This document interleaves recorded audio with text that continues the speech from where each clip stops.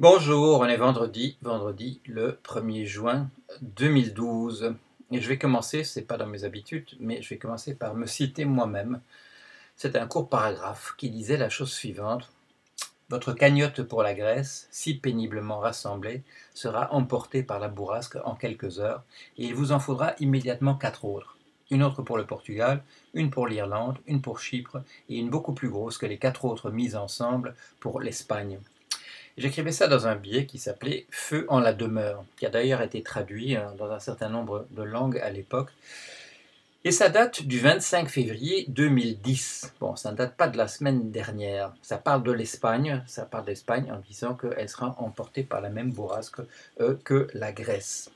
Alors, comment se fait-il que ces choses qui étaient non seulement prévisibles, mais qui ont été prévues par un certain nombre de personnes, dont moi, pourquoi se passe-t-elle quand même 2 ans à 2 ans et demi plus tard? Alors, pourquoi? La raison est intéressante à analyser. Parce qu'il y a deux manières de le voir. La manière dont ceux qui précipitent cette chute, ceux qui provoquent cet effondrement, dans leur esprit, dans leur imagination, il y a sûrement l'idée qu'ils essaient de trouver des solutions. Si vous regardez quel était le diagnostic fait à l'époque, moi je faisais un diagnostic de spéculation sur les CDS. Ces CDS sont toujours là. Je crois qu'il y a une interdiction sur les positions nues qui prendra effet en novembre, en novembre de cette année-ci. Où en sera l'Espagne en novembre de cette année-ci? Je ne sais pas. Alors, les raisons économiques, on les connaissait déjà. On savait déjà, c'est l'époque, quelques mois avant le papier que j'ai fait là, on avait ressorti l'affaire de la tricherie de la Grèce pour entrer dans la zone euro. Tricherie non seulement embrassée par la communauté européenne qui a fermé les yeux devant les anomalies, la compagnie Goldman Sachs qui a fait le swap de change trafiqué qui permettait de le faire. Monsieur Bernanke, qui, quand on lui a demandé récemment si ce swap trafiqué était quelque chose de condamnable, avait dit qu'il n'y voyait absolument rien, de la même manière que les régulateurs, en ce moment, c'était quoi? C'était hier, les régulateurs américains vous expliquent qu'il ne s'est rien passé de bizarre non plus lors de l'émission des actions de la compagnie Facebook au moment de son entrée en bourse, de son introduction en bourse, il y a 2 semaines. Alors voilà où on en est. Et on a d'un côté des gens qui sont convaincus qu'ils sont en train de travailler aux solutions et qui vont droit, non seulement droit dans le mur, mais qui multiplient les difficultés, qui rendent le processus, comment dire, qui condamnent le processus, enfin qui le condamnent entièrement. Ils ne s'attaquent pas aux raisons de la spéculation. Ils ont une solution dont on a encore parlé hier parce qu'il y a des recommandations, mais des recommandations entre guillemets, ce sont des obligations qui sont faites aux États dans la zone euro, qui leur disent de s'enfoncer dans les solutions, dans ces non-solutions qu'on leur propose en ce moment. On les oblige à aller encore plus loin dans la direction de ce qui était déjà, il y a 2 ans et demi, en train de condamner le système. Mais il y a là, par exemple, dans ces mesures qui sont proposées, il y a une obsession de l'impôt qui, je dirais, reflète l'esprit bourgeois de ceux qui écrivent ces règles, que la meilleure chose qu'on peut faire dans la vie, d'ailleurs ce qui vous assure une réputation, c'est d'échapper à l'impôt, et par conséquent, les solutions des problèmes dans lesquels nous sommes, c'est de créer des zones franches dans les pays qui sont en difficulté, des zones où on paiera moins d'impôts, et ce sera ça encore la solution. Et ça, on vous l'impose, c'est pas simplement qu'on propose ça comme une véritable recommandation au pays, il faut le faire, c'est dans la ligne des choses. Plus de privatisation, plus de dérégulation, supprimer l'État, parce que l'État, évidemment, c'est le problème, et on continue. Bon, on est quand même assez nombreux, quand même, depuis 2007-2008, à dire ce qui s'est passé. Mais non, on continue à tenir ce discours qui vous dit que c'est parce qu'il y avait trop d'État, et si on en supprime encore un peu plus, on va dans la bonne direction. Et bien entendu, on précipite la disparition du système. Alors, comment expliquer ça? Je crois que c'est parce que nous sommes des organismes. Et les organismes ont leurs propres règles, ils ont leurs propres, je dirais, principes de fonctionnement. Et d'une certaine manière, il y a une espèce de, comment dire, un mécanisme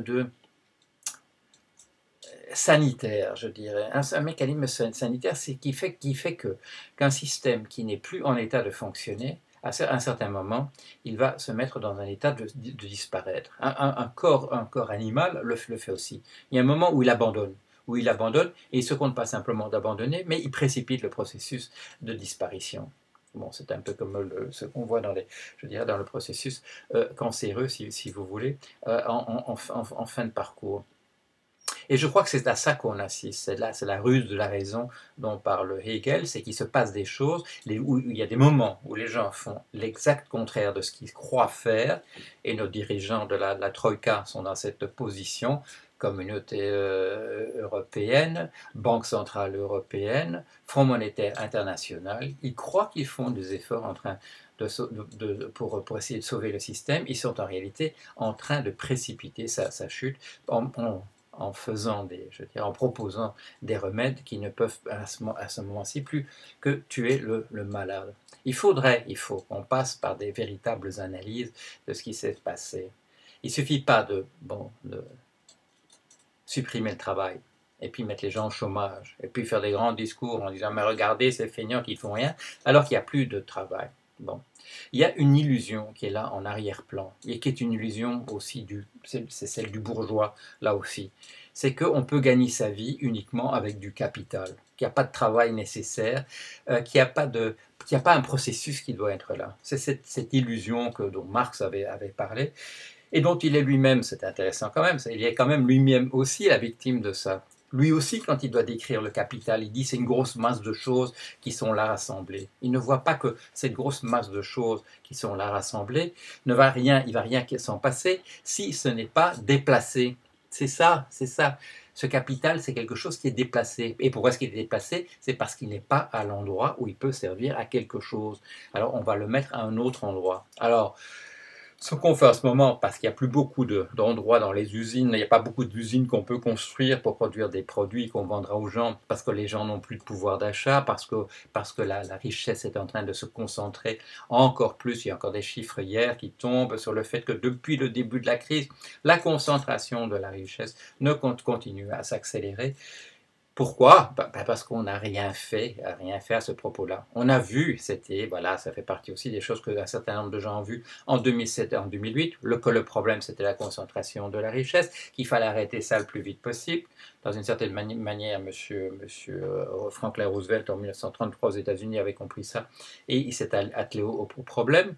Il y a une déclaration qui a été faite pendant la campagne électorale de monsieur François Hollande de taxer à 75% les revenus du capital au-dessus de 1 million, si j'ai bon souvenir. C'était une mesure qui a été proposée dans ce sens-là. Ça a été un tollé, on a dit, est-ce que c'est vraiment Dieu possible de dire des choses de cet ordre-là? On verra si c'est mis en pratique, mais même si c'était en pratique, c'est dans la bonne direction à ce moment-là. Bon, mais c'est encore loin de s'occuper du problème de la manière dont il se pose. Non.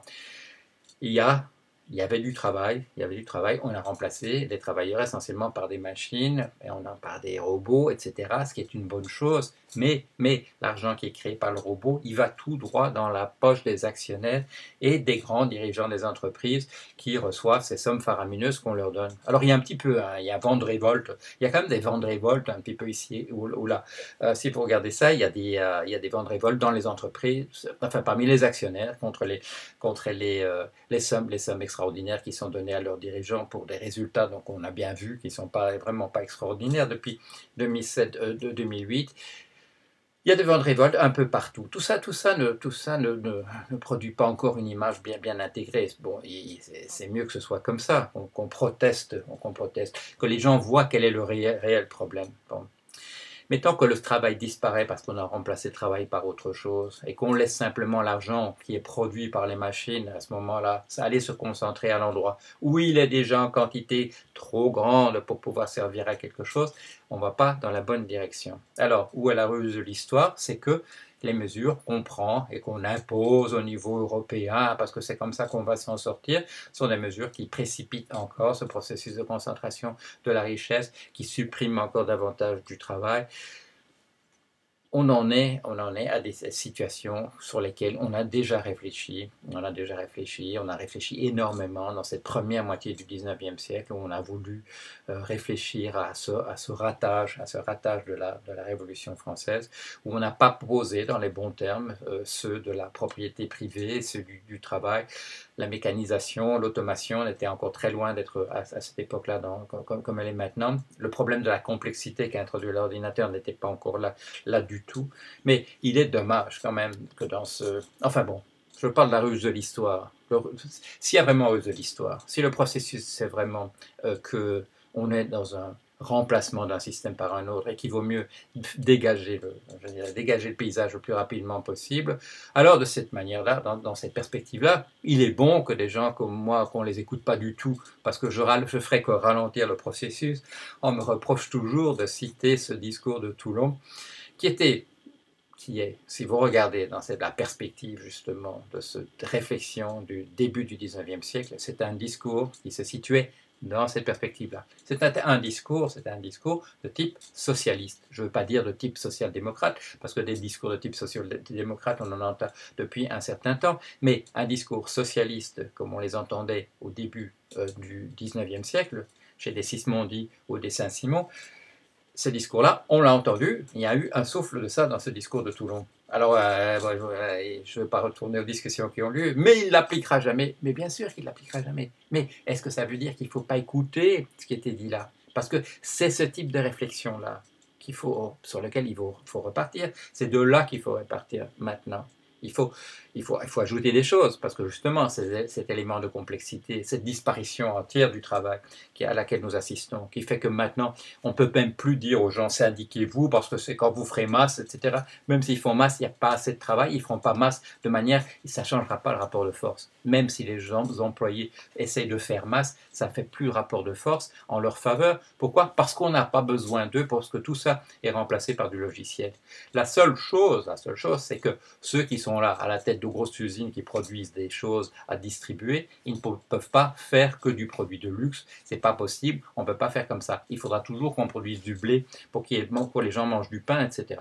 À moins bien sûr, qu'on nous prépare, et ça, bon, certains d'entre vous nous le rappellent, s'il y a beaucoup trop de gens pour qu'on ait encore du plein emploi, une autre solution, c'est de se débarrasser des gens en grande quantité et on pourra repartir à avec un plus petit nombre qui seront tous des gros bourgeois qui simplement essaieront de faire profiter, de faire grossir du capital, comme si la chose était possible, comme si ce capital avait vraiment la capacité de grossir, parce que c'est ça la représentation qu'on a. Non, non, c'est de l'argent qu'il faut déplacer, il faut du travail en plus pour que ça produise quelque chose.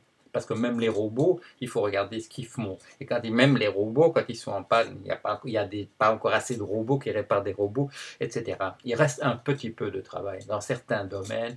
Le reste, on occupe les gens d'une manière ou d'une autre. Mais on ne peut pas le faire de cette manière-ci, avec des chiffres comme ceux qu'on avait aux États-Unis en 2000, c'est-à-dire une moitié de la population qui se partage, ou même pas 3% de la richesse, et un 1% au sommet qui concentre, bon à l'époque le chiffre c'était à peu près un tiers, je suis sûr que maintenant on doit être de l'ordre de 40%, et on va arriver aux 45% qui seront possédés par 1% de la population. Alors ceux-là sont très très contents, mais ils ne se rendent pas compte que un système humain ne peut pas fonctionner sur cette base-là. Si à un certain temps on peut créer des castes d'esclaves, on peut créer du servage, etc., mais ce n'est pas non plus des solutions à long terme. Voilà. Alors, comme on a compris tout ça depuis un certain temps, grâce à ces gens qui, dans la Révolution française, dans d'autres pays que la France, dans la période de première moitié du 19e siècle, a commencé à réfléchir qu'est-ce qui ne marchait pas, etc. Tout ça, on en a discuté, on l'a mis sur le papier, il y a des erreurs qui ont été faites, mais enfin bon, il y a un bon début de discussion qui a eu lieu. Mais il ne suffit pas de discuter, il faut encore qu'on tienne compte de ce qui est découvert. Bon, ça suffit pas qu'on ait des technocrates de Bruxelles, etc., qui aillent droit dans le mur et qui en soient très contents parce qu'ils ne rencontrent que d'autres technocrates qui vont droit dans le mur et ils se congratulent les uns les autres parce qu'ils ont l'impression de faire quelque chose. Encore que parfois, comme vous avez vu, on les voit surtout regarder un match de football à l'époque, au moment où on s'attendrait à ce qu'ils soient en train de plancher pour nous trouver des solutions. Et bon, cette image, c'est l'image que j'ai reproduite de ces dirigeants du monde au G8 qui sont en train de regarder un match de football. Euh, bon, il y a autre chose à faire maintenant. Il y a autre chose à faire. On est dans ce processus où on attend simplement que le fruit blette tombe de l'arbre fruitier. Je ne l'invente pas. Un de mes éditeurs me dit, écoutez, on va pas déposer pas votre manuscrit maintenant parce que il faut attendre le plus longtemps possible pour raconter le plus longtemps possible c'est ce qui est en train de se passer parce que entre maintenant et le 14 juillet, il y aura encore probablement une série de catastrophes. C'est là qu'on en est. Et des décisions sont prises avec beaucoup de retard, quelquefois dans la bonne direction, mais c'est très très rare. La plupart des décisions qui sont prises vont droit dans le mur, précipitent, accélèrent, poussent sur l'accélérateur alors que la voiture va déjà droit dans le mur. Alors, qu'est-ce qu'on peut faire? On peut continuer à gueuler. Et comme je le dis, il vaut peut-être mieux que des gens comme moi ne soient pas entendus du tout si maintenant l'agonie est en train de passer, on est en train de râler dans les derniers sursauts de l'agonie. Et ça ne sert peut-être pas à grand-chose d'essayer de sauver la mise maintenant. Le processus est enclenché et le processus n'est pas sauvable. Tout ce qu'on peut faire, c'est de faire le maximum pour que ça ne tourne pas justement à des solutions comme création d'une caste d'esclaves, plus guerre pour se débarrasser de tous ceux qui sont encore en trop, etc. Si on pouvait, pour la première fois, infléchir notre destin d'espèce dans la bonne direction, c'est-à-dire tenir compte du fait que nous réfléchissons, que nous analysons, que nous comprenons comment ça marche, si on pouvait pour la première fois en tenir compte, ce serait quand même une bonne chose. Alors espérons qu'on est là au moment où, pour la première fois, on le fera, où on pourra diriger notre destin dans la bonne direction. Ça pose la question de savoir pourquoi on ne l'a jamais fait avant. Bon, on ne sait jamais, on ne sait jamais. C'est peut-être la première fois. Allons-y, continuons à gueuler en disant comment ce système fonctionne, comment il est en train d'aller droit dans le mur. Continuons de le dénoncer. Comme je me l'ai dit, il est peut-être beaucoup trop tard. Enfin, dans ce cas-là, bon, c'est peut-être pas perdu. Ça servira peut-être pour la prochaine fois. Allez, à la semaine prochaine.